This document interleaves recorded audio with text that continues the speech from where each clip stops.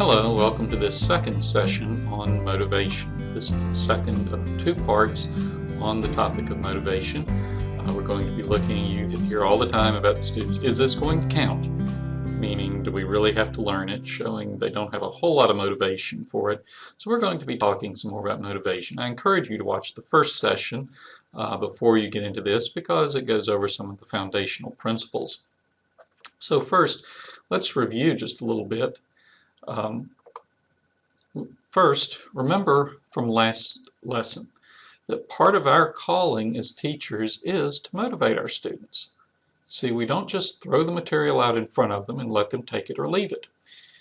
Granted, we cannot make them be motivated, and ultimately it's their decision whether or not they're going to be motivated to what we want them to be motivated for. But we are called to encourage them, to do what we can to motivate them to do what they should. See, so that's part of our job here. And again, remember, all of our students are motivated. Our question here is, are we motivating them? Are they motivated to do what they should be doing? Or what we want them to be doing? That's the question. Also remember from last month that there is not a single magic key or something that's going to instantly transform your students. I'm not going to give you 5 steps and you'll do this tomorrow, and the next day you'll have students who love learning for the sake of learning and do all the pre-reading, during reading, and post-reading activities just because they can learn the material better. But if we're faithful at keeping this before our students, over time they will learn to desire learning and they will become more self-motivated as the Lord works on their hearts. So, one very helpful book on this, and basically what I'm going to be doing today is talking about some other resources and summarizing them, is this book by Nicholas Wolterstorff, Educating for Responsible Action. Wolterstorff is a Calvin College professor of philosophy, and he wrote this book dealing with the moral behavior of our students. And he was thinking about the fact that we don't want our students just to do the right thing when we make them do it, or just doing the right thing when we see them, but we want them to do the right thing whether or not anybody is making them or is threatening punishments. We want them to do right because it is right, ultimately, because it's pleasing to God. This is the whole question of internalization. How much have they internalized the things that we're teaching them? And his book summarizes research in this area from a Christian perspective. And it applies to us here because we want our students to choose freely to do excellent work, to learn, to grow, to work hard at their studies. And we're not satisfied with seeing them do this only when we threaten or bribe them. So that's where the overlap is with this book and our topic of motivation. So here is Wolterstorff's summary of his study.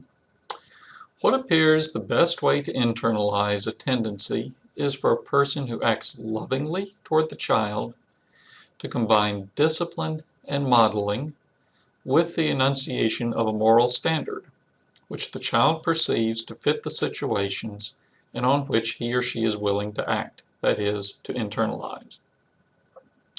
So now let's break this down. What leads to internalization? There are 5 main things here. First, it's done by someone who acts lovingly toward the child.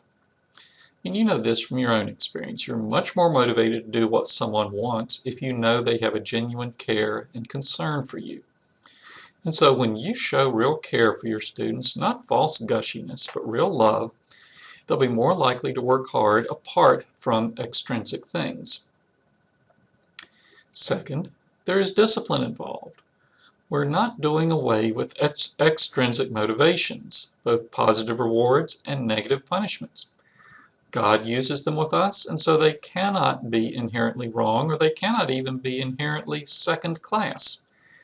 You see, we're not bribing the students, but we let them know there are consequences for those actions, and those consequences are going to be faithfully carried out.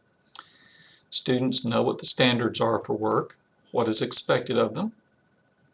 I see this, for example, when I go around to some of your classes where students clearly know what's expected and what happens when they don't do it. The third thing that leads to internalization is modeling.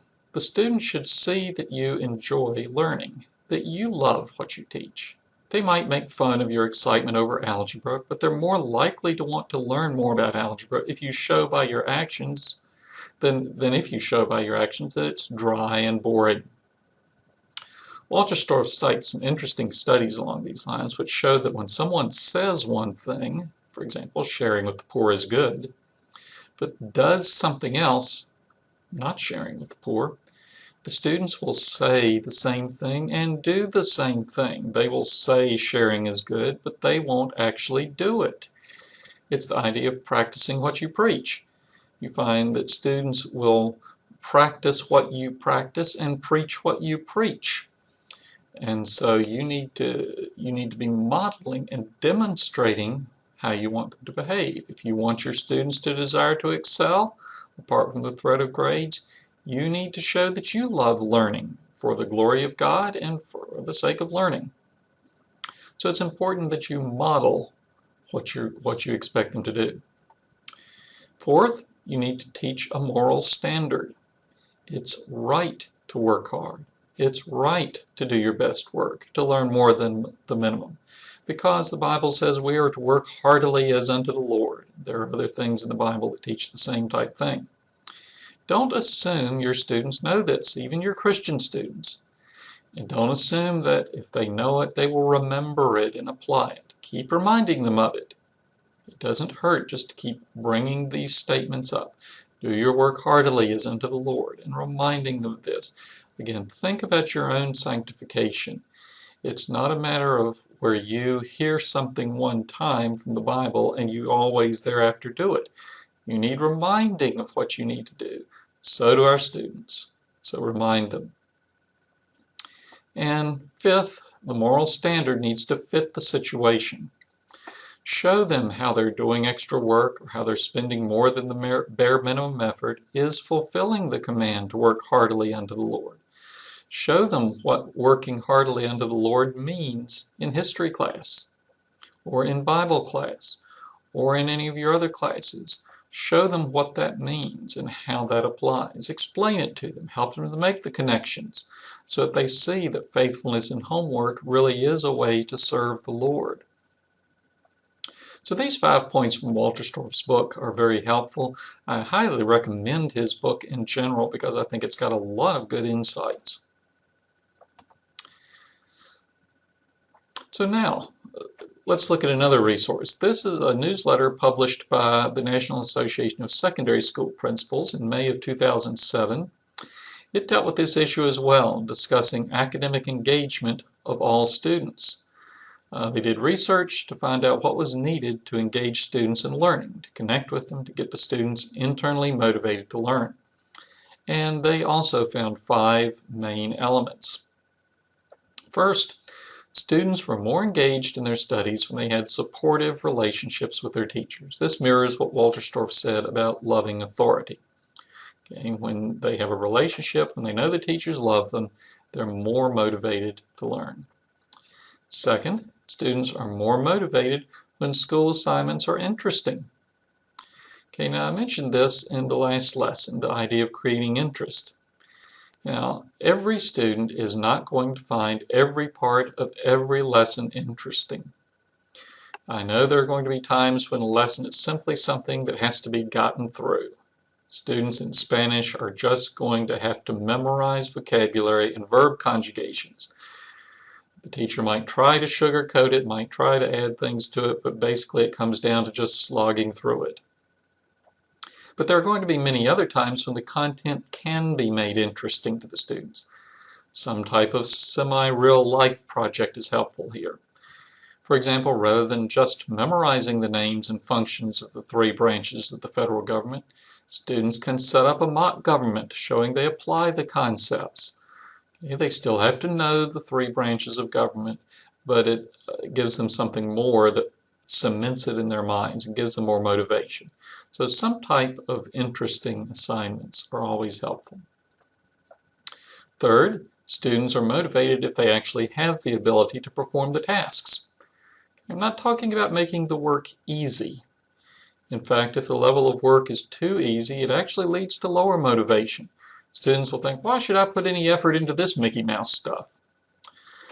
Now, obviously, if the material is far beyond the students, they quickly give up. If you're giving freshman algebra students questions in calculus, they're not going to be motivated to try.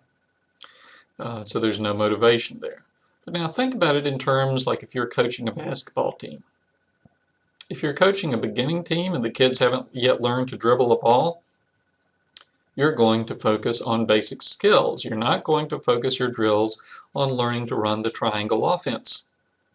You're going to work on those basic skills. Now, if you're an assistant to Coach K at Duke University, you'll work with the guys on the team on the more subtle aspects of the game. You adjust the difficulty to the point where you're stretching the students, but to something that's attainable. Now, the problem is that the ability here varies widely within a class. I mean, if you're coaching basketball at Duke, you know all your players are at a generally consistent level of ability. But imagine if you were coaching a team where one of the players was ready to start in the NBA, two were bench warmers at the local community college, one of them had played 2 years of high school ball, and another didn't make the cut on his high school team. Okay, what are you going to do with him that's going to both challenge the NBA guy and won't frustrate that last one? Now, that might be an extreme example, but our classrooms have wide ability levels. Something that's an appropriate challenge for the top student will be way beyond the lowest one. And our range is a lot narrower than what they have in public schools. So I know this is a difficult ideal to achieve, but it's something to keep in mind. Set your goals and work levels at the point where most of your students are challenged, but not overwhelmed. Now, the fourth point made in this article was that the curriculum should be aligned with student interest.